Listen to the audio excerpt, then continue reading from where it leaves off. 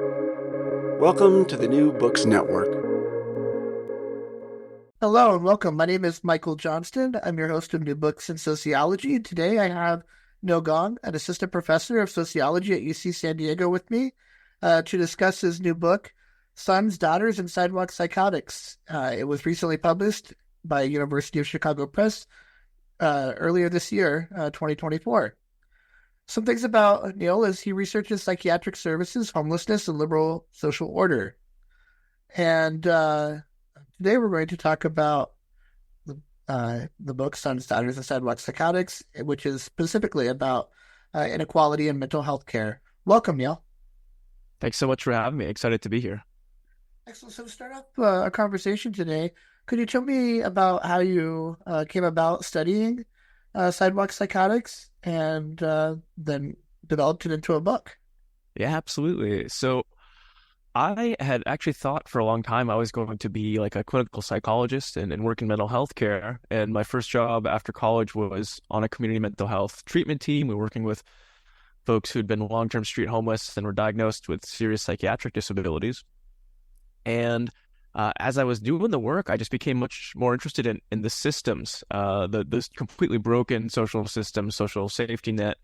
It'd be like, I'd be picking up clients from jail, or they'd have gotten housed and something went wrong and ended up back on the street, or they'd be cycling in and out of the ER. And, I'd talked to other folks who were clinicians, psychiatrists, psychologists, social workers, nurses about these issues. And they'd say, well, these are really clearly important things to be fixed, but we have to just work with individuals. And so, I ended up getting interested in sociology. I was also working with some like patients' rights activists and just hearing from them about how terrible their experiences were of treatment in many cases. It really got me interested in thinking about systems. So I think, in some ways it's a familiar story for some sociologists who have done some sort of applied work and then just became fascinated with like, why are these problems as they are? And so that's one of the benefits of becoming an academic, is we can sort of take a step back and try to understand things. And so then I ended up switching paths. I ended up at UCLA to do my PhD in sociology. And so, initially my plan is like, I'm going to use sociology to help me understand what's going on in public mental health care and nonprofit mental health care in the United States. But then, doing graduate school, I also learned that, we can look at the case of mental health and mental illness as a broader lens on society. And so I learned there we have this kind of incredible tradition. On the one hand, sort of Durkheim looking at suicide as a kind of test case for sociology, looking at something that's so individualistic, seemingly, somebody's choice to take their own life, and actually putting it in context and showing how it's not just about, the individual. It's actually also about social structures. It's about social institutions, meaning different kinds of ways we organize social life. Then looking at how, for Goffman, he takes the case of the psychiatric asylum as the way to understand total institutions in general, these kinds of closed off places where people are reshaped and molded into different kinds of people. And also somewhat similarly, Foucault looking at, the history of psychiatry as kind of one of the key places he comes to theorize what he later called, disciplinary power. So it was like both trying to understand, how to fix public mental health care, but then also seeing that we can use the case of psychiatric disability and how it's managed in different societies as a way to kind of understand society more broadly. And so I ended up doing my initial field work at UCLA on public safety net mental health care. In a way, it's similar to the kind of, case management work I'd done, as I mentioned, in this job after college.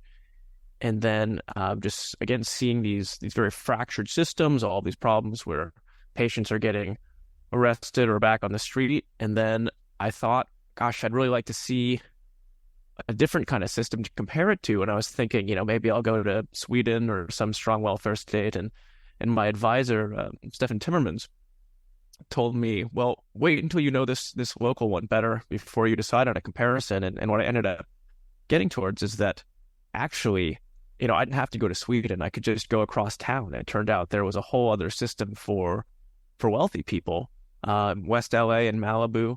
And so I had these like striking contrasts in the same area. And so in a sense, it ended up being much more grounded in this local context. But having this massive variation gave me the opportunity to really think about care in a new way, in this sort of sociological way, focused on inequality. And so that's how I ended up working on this book. And it's interesting when you mentioned UCLA, and in some ways, what I experienced at UC in Los Angeles when I was there for a Triple SP conference, and ASA was there, to see the intermixing of wealth and poverty along the streets of downtown LA.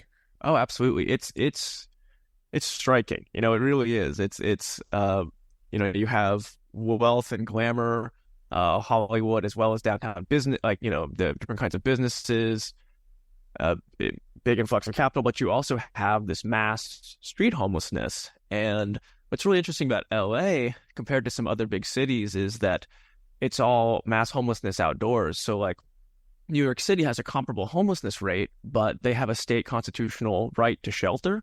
And so like that city has just created this massive shelter system, which is to say there's a lot of homeless people, but they're not as visible. Whereas in LA, yeah, you could be going to some fancy nightclub or some big building downtown, and there'll be an encampment, or you'll be on Venice Beach, with these multi-million-dollar little beachside homes, and there'll be an encampment right next to it. And so it's kind of shocking, I think, for a lot of people when they first see something like LA or San Francisco, for this kind of intense inequality just on one block. Yeah, so maybe now would be a time to talk about the difference between negative liberty and the idea of freedom from and freedom to, because this is about the way in which, the way I understood it, the organizations or agencies in government work with or see homeless people, and whether they have the freedom to and liberties to carry out certain behaviors that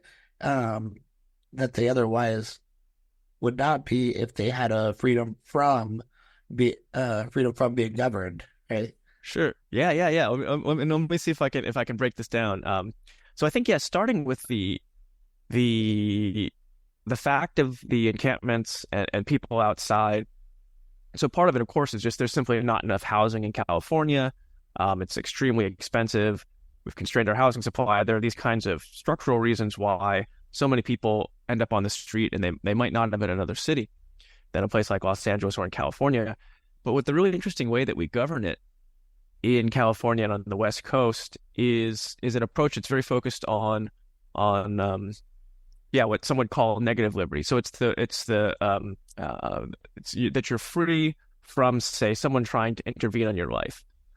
And so what that means is, for a very long time in California, we had an approach that, would criminalize homelessness quite directly. So you might arrest somebody, fine them for sleeping outside when they had nowhere else to go. And then a series of court decisions have decided that, well, if a city can't provide shelter, if they can't provide people these kinds of resources, then it would be considered cruel and unusual punishment to try to sweep their encampment, arrest them, fine them.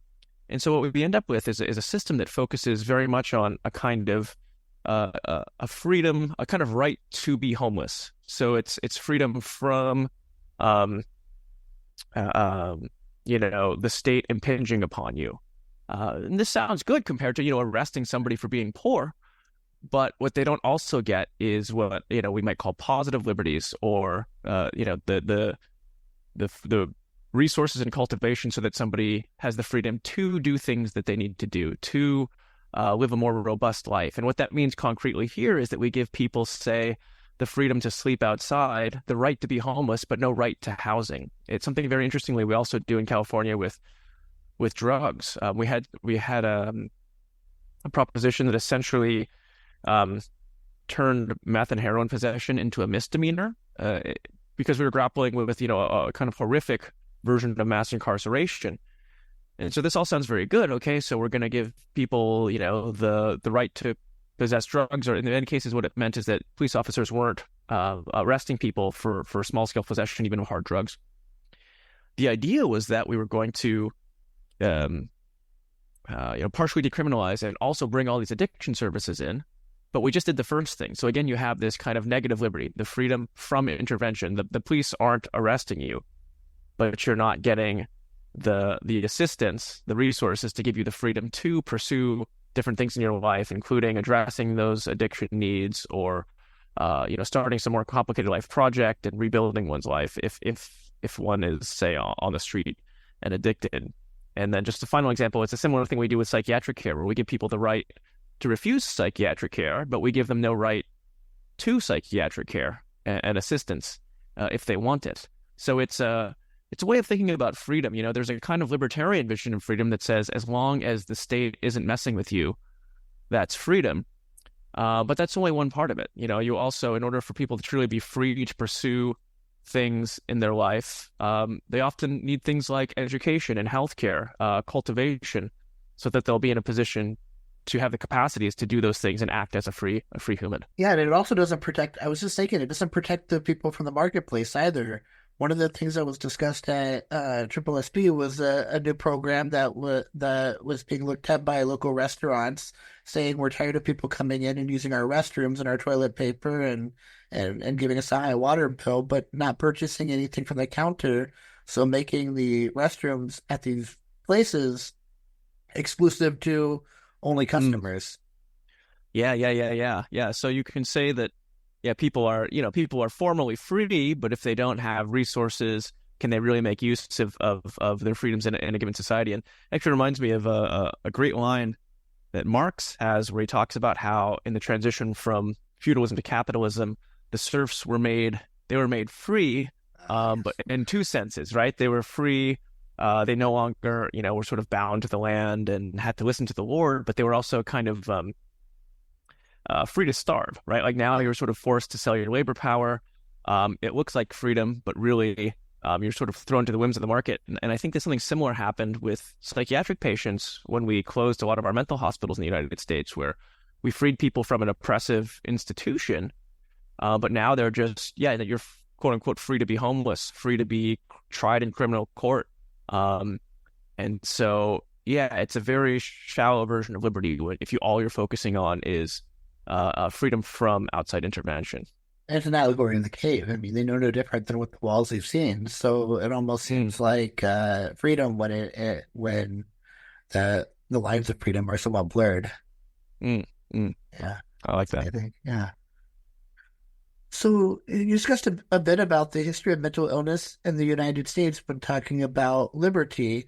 However, mental illness goes back further yet. Could you talk a bit about maybe the history of mental illness and what you looked at for this research, and how its later deinstitutionalization had an impact on how the mentally ill were cared for?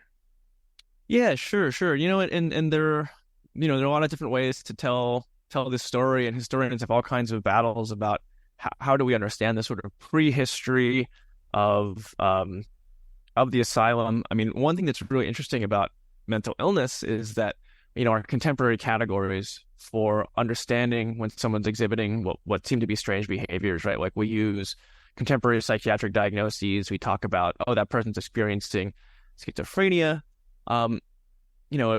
If you look at it historically, you had very different categories. You might just have a sort of blanket language of madness. That person is mad.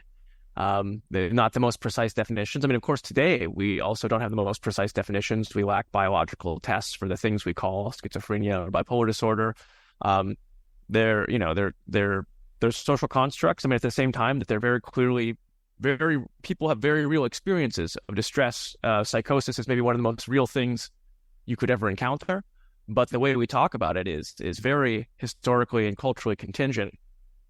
So if you look deep into the past, you can find examples of this discussion of madness, people who have lost their minds, in all kinds of cultural and historical contexts.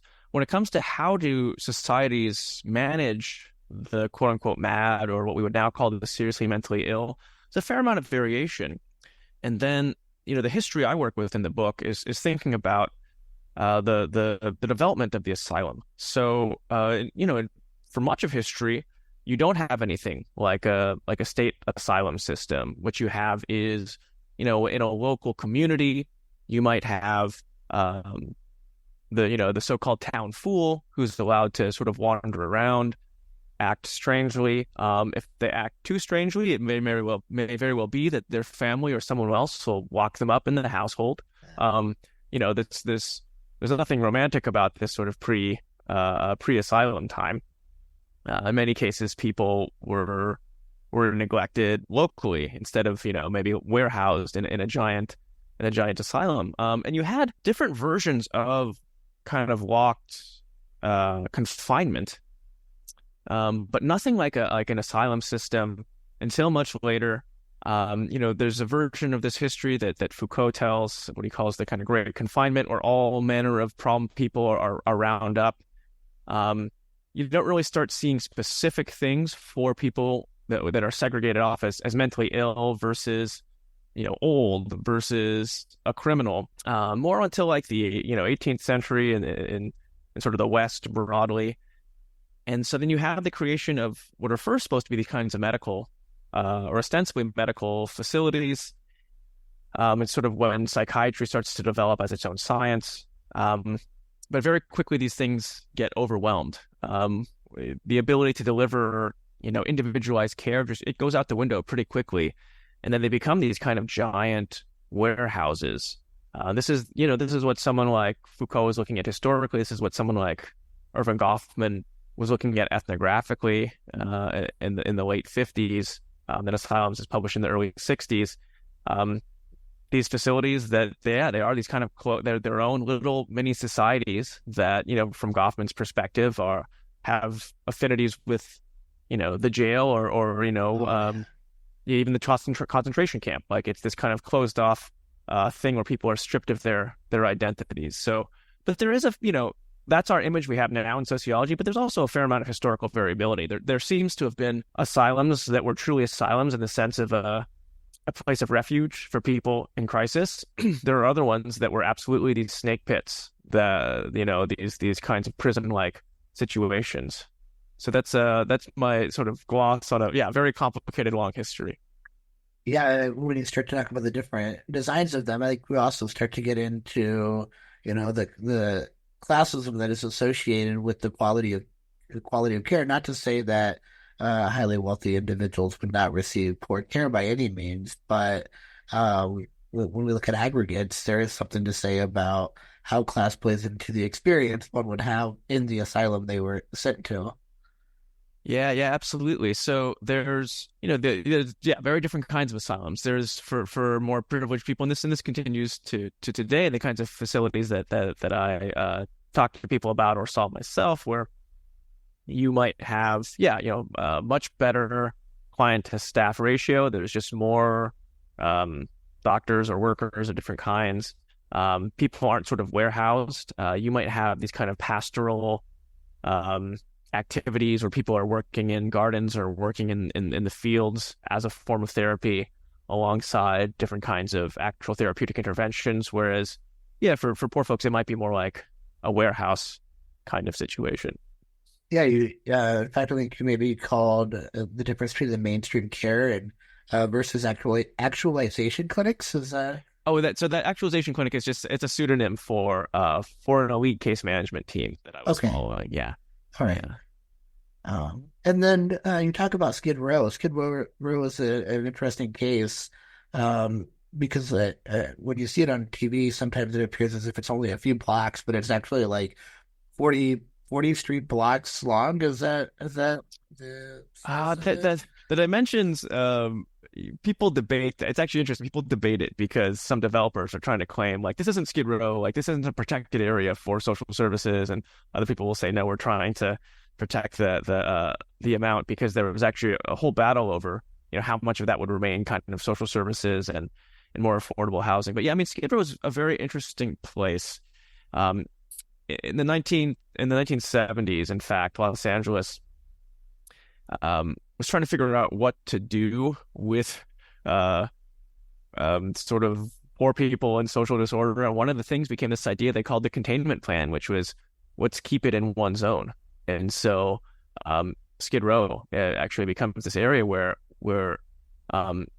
they start trying to push people, right? And so it becomes a place where you also concentrate your social services, your low-income housing stock, your kind of single-room occupancy hotels. And, there's an argument for that, which is that what you're doing is, okay, so sort of from a sort of economies of scale sense, like, it's better to have everything right here. That's actually more convenient for people that they can get all their services in one place.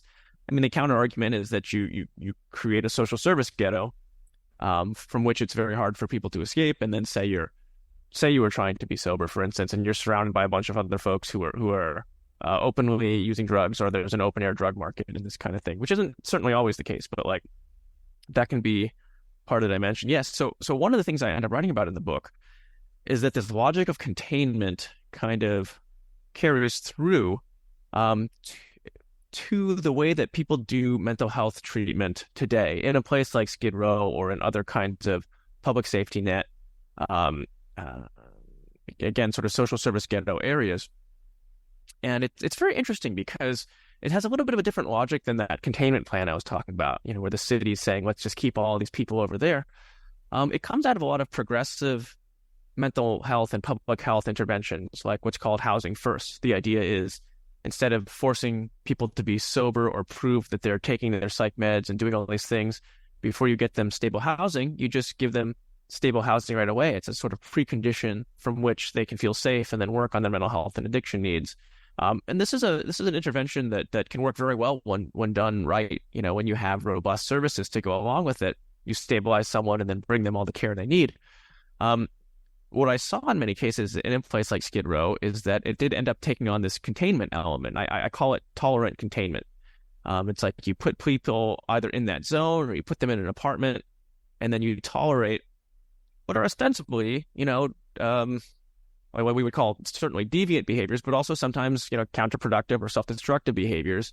And you can justify it. This is a very American way. We can justify it in the name of civil liberties, right? Like, well, it's this person's right to refuse treatment or to continue to use drugs or do these things.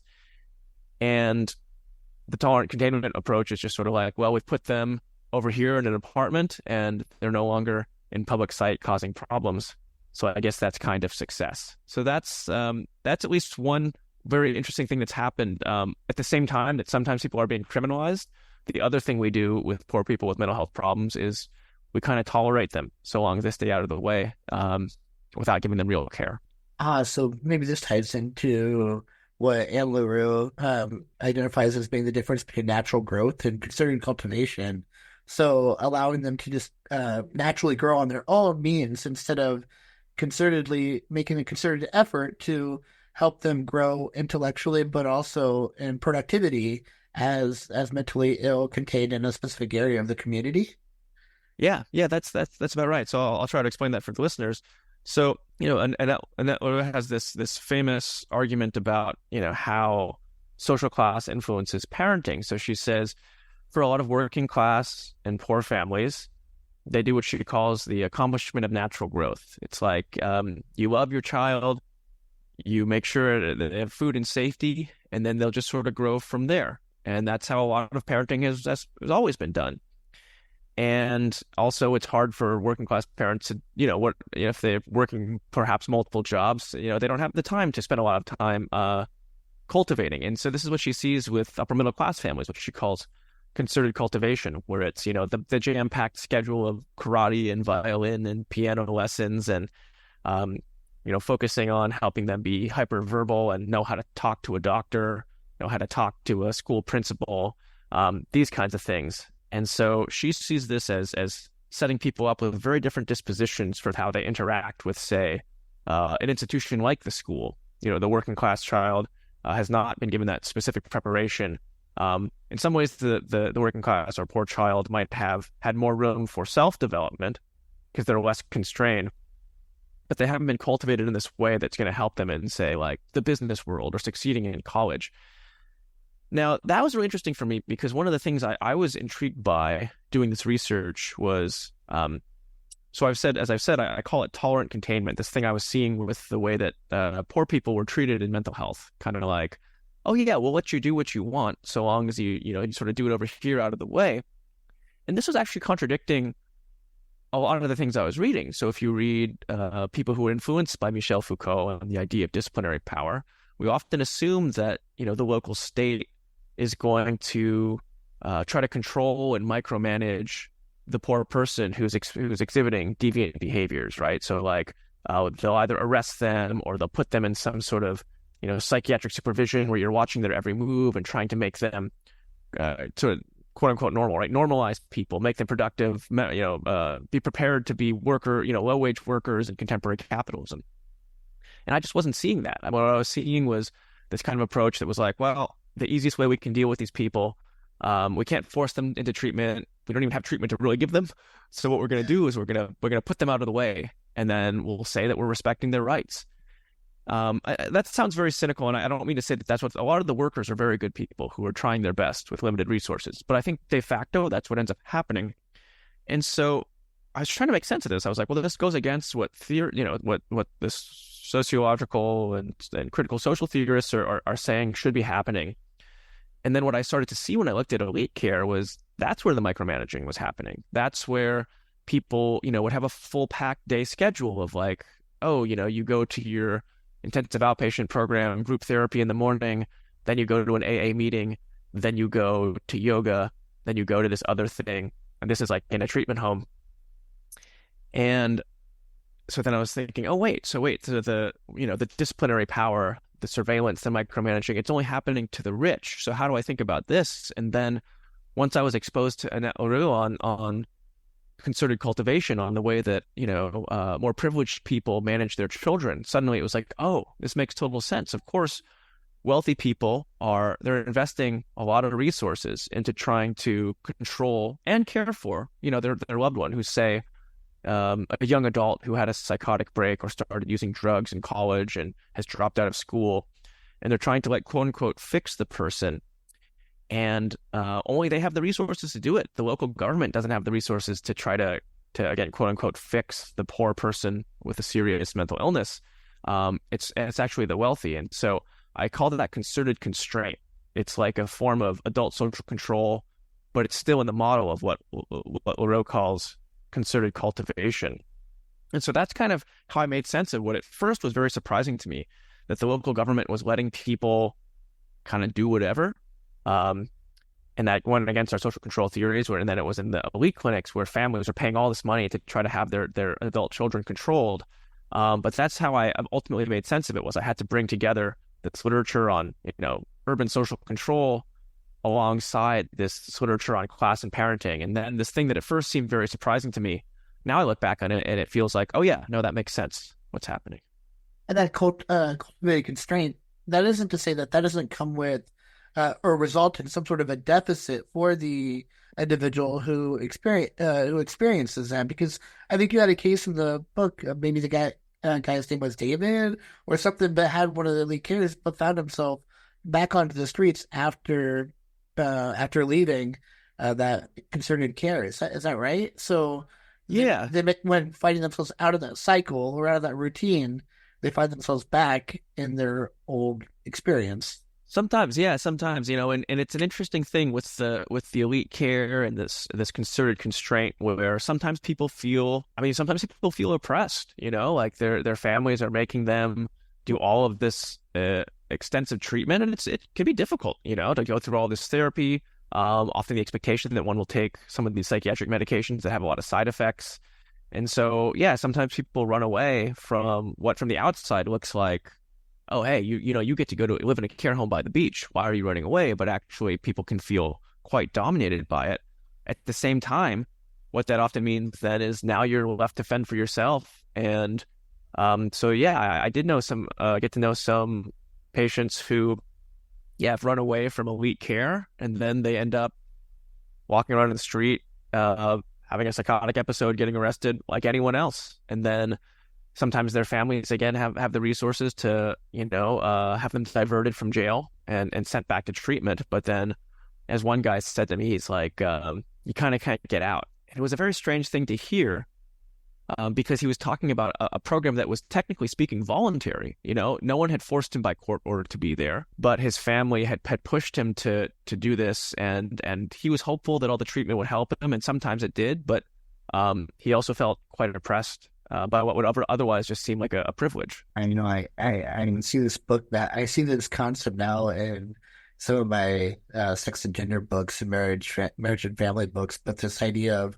homeless versus home free, and the potential of maybe even the natural growth people having some liberty to be able to walk the streets, but also finding themselves maybe not receiving the same basic skills that the cultivated constraint may provide the people with. So Yeah, that's right. and gender, how does that play into the mix? Did you notice anything about men versus women and the experiences they had as homeless people? Yeah, sure. I mean, as homeless people, I mean, you know, how do I say this? So on the one hand, a place like Skid Row, doesn't have, people have this image of it as just constant violence and chaos, and that's definitely not true. It's not like there's tons of homicides or something like that. And in fact, to some degree, there is a sense of community, and there is a form of social order. But I will say that a lot of women who I talked to reported sexual assault, fearing for sexual assault, either it's already happened or it happening again. Men as well feeling just vulnerable, but I think especially for women in some of these places on the street. So, I mean, that's certainly a reality. An interesting dynamic when it came to looking at the privilege treatment was that, if a patient was a woman versus a man, it could change how the providers and the families looked at certain things. So, for instance, they have this practice they call leveraging. And leveraging is, how do you convince somebody to go to treatment when they don't want to, and they have a legal right to say no? And so what the elite clinics would do, with these well-off families is you would learn to sort of give and retract resources. And so there are always resources at play. So you would have these wealthy families who had perhaps been, throwing money at the problem, and their adult loved one is blowing half of it on meth. It could be any number of things. And so they'll do things like, okay, you have to tell your loved one that you're going to put them on the street if you, they can only move home if they agree to go to treatment first. And so they'll try to leverage them in these ways. And what was interesting, is that both the clinics and the families are much more hesitant to do this, as you might imagine, with like a woman patient than with a male. I mean, also depending on the person's age and other kind of social aspects of it. But so this could certainly change whether, they would engage in that type of tactic. I'll say to some degree, my access was more focused on on men, in part because a lot of these treatment homes are, not all of them certainly, but some of them are like gender segregated. And so, for instance, this one, it was a dual diagnosis sober living home. So that means like mental illness and chemical addiction by the beach that I call Namaste Gardens. I got to know pretty well, and I could just go hang out there. But that was all men. And then they had like a sister home that was for women. But I only got to visit that place or places like that, one time when they had like a party that brought everybody together. But I couldn't access those spaces. So to some degree, yeah, my day-to-day is more limited on that element. That makes sense with positionality and what you had access to and what you didn't, and yeah. And then trust obviously was somewhat of a factor, as you mentioned, and just feeling quite vulnerable. Yeah. So, that being said, we're almost out of time with this, but I'm curious, where are you taking your research now?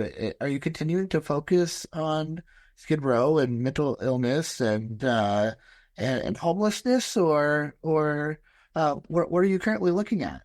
Yeah. So I'm, in some ways it's a continuation, but in some ways it's quite a departure. So, since I moved to San Diego 2.5 years ago, I became just much more interested in immigration. I'm living by the border, and in fact, I spent a good chunk of time, a number of months last year in around Ensenada and Baja, so in Mexico, and I was crossing the border on a regular basis and seeing people camped out.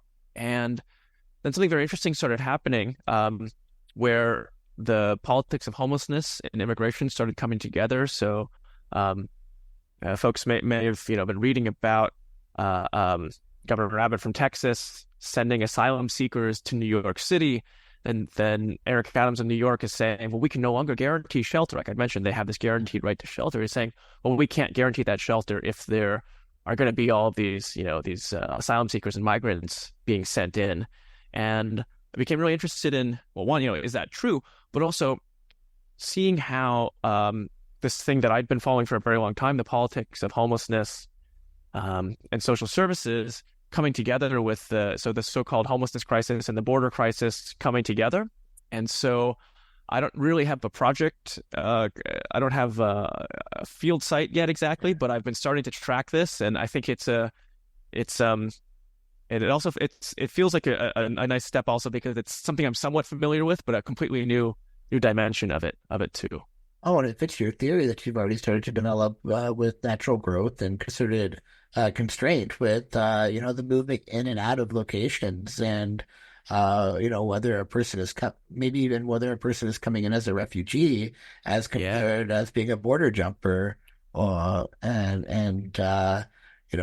border jumper more of a natural growth and the refugee being brought into an area where they can learn and grow in their new land. Yeah. I'm curious to see, how much of these ideas will apply exactly in terms of, who is cultivated, who is controlled. Does the control and cultivation go together? Are some people kind of free because they're not, because they've come in without papers and they're on the one hand, of course, very scared of being picked up, but also they're living not so much under the eyes of the state. So there could be all kinds of very interesting dimensions in terms of both who gets access to resources and care and social control. And so, I'm looking forward to better understanding it. Of course, immigration is a huge topic with a huge literature. So at this moment, I'm reading a ton, trying to wrap my head around these issues. I think of cases like Cuba. That's a case that I often bring up in my courses, and it's the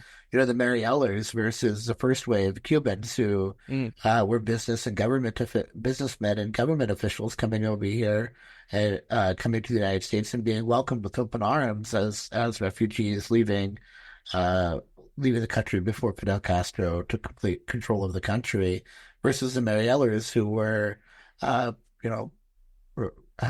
fugitives who were imprisoned and told to leave the country, and I think it was intentional to send them to the United States because they knew that we wouldn't really want them as much as we wanted the first wave.